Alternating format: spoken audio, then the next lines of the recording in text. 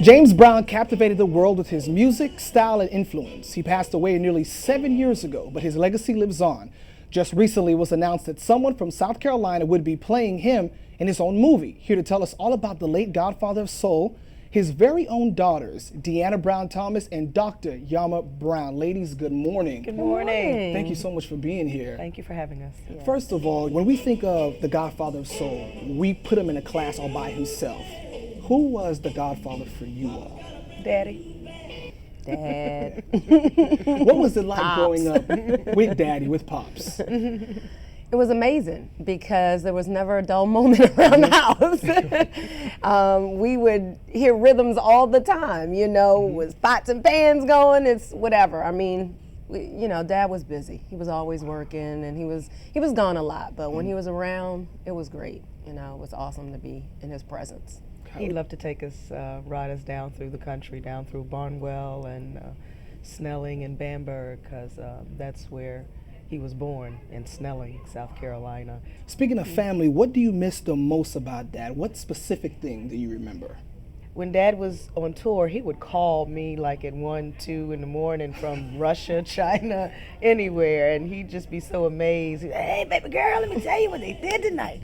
We had thousands, hundreds of thousands." And he would just love to just talk because he just got off stage, so all that energy is still going. Doctor, how would your dad know to feel that you have that title in front of your name? Well, he knows because he was there when I graduated and received okay. my doctorate degree, actually on his birthday. So it was no better birthday present than for him to see me. And then, obviously, posthumously, he received his doctorate from Payne College. So he always used to say, we got one doctor in the family, but now we have two. That is really good. Just recently it was announced that there's going to be a movie made about your father. A South Carolina native, Chadwick Boseman, he's the guy that played Jackie Robinson in 42. Right. He's selected to be the Godfather. How do you all feel about that?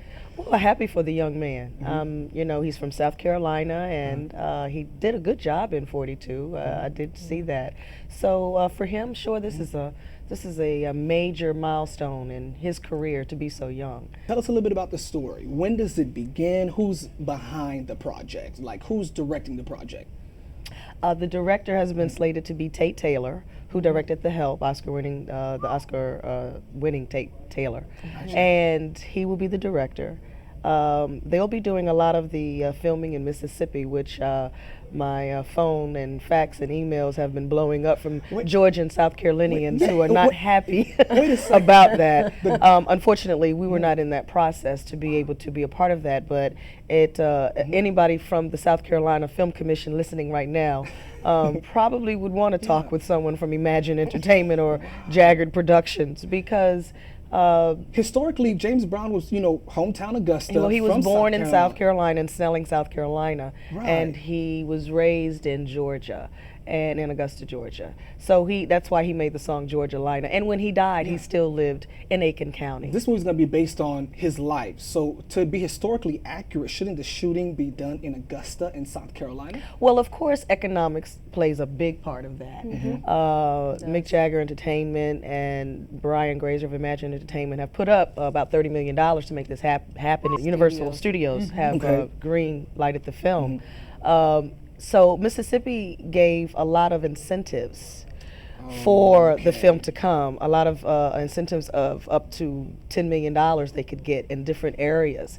And that's the type of thing that South Carolina Film Commission or Georgia Film Commission, would have to offer some type of good incentives, because the bottom line is the bottom line, to be able to make the film. Stay tuned for part 2 of my interview with the daughters of James Brown coming up in about an hour. Are you all concerned about the way your father may be portrayed in this movie? We know that throughout the years there were some issues that your dad had. Are you all concerned that they might highlight those and not his music legacy? Of course, very concerned. And just to make it very clear, in the beginning, when Brian Grazer was reaching out and Ron Howard was reaching out to my dad in the early 90s, it's not that he was that great and happy about a movie. He didn't send recruits looking for producers to make a movie about him. He was humbled to know that they were interested in doing a movie about his life, but knowing sometimes how Hollywood can portray people, especially African Americans, he was very concerned about that. And He constantly talked to me about it, about, you know, what they're going to do and the things that they're going to say. So it was very important to him because not just because he had family and, you know, but because also his fans. It's not easy. It wasn't easy being James Brown. He didn't come born into this world, you know, with a silver spoon in his mouth. He wasn't born privileged like my sister and I. You know, he was born, you know, poor, and he had to work very hard. And there were undesirable things in his life that, you know, he just didn't want to be, you know, magnifying. Gotcha. But I also think that, you know, because he is an icon and so many young kids, you know, much younger than even our own kids, look up to him.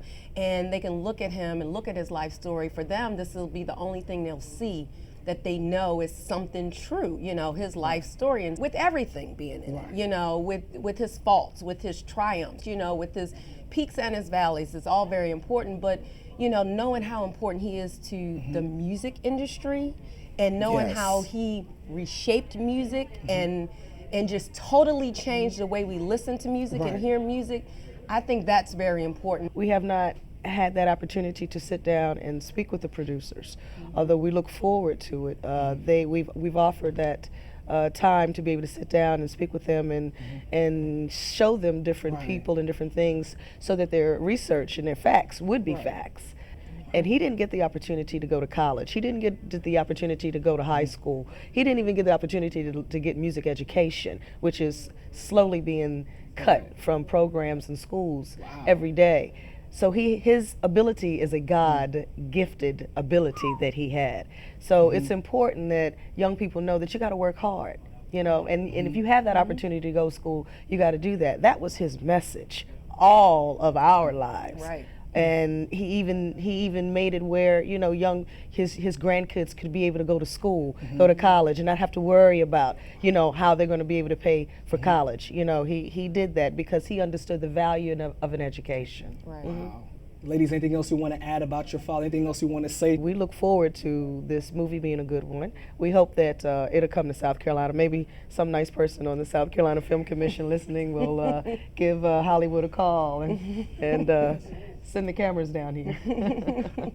Ladies, thank you so much. Thank you. Deanna Brown Thomas and Dr. Yamma Brown, the daughters of the late Godfather of Soul, James Brown himself. We're back after this.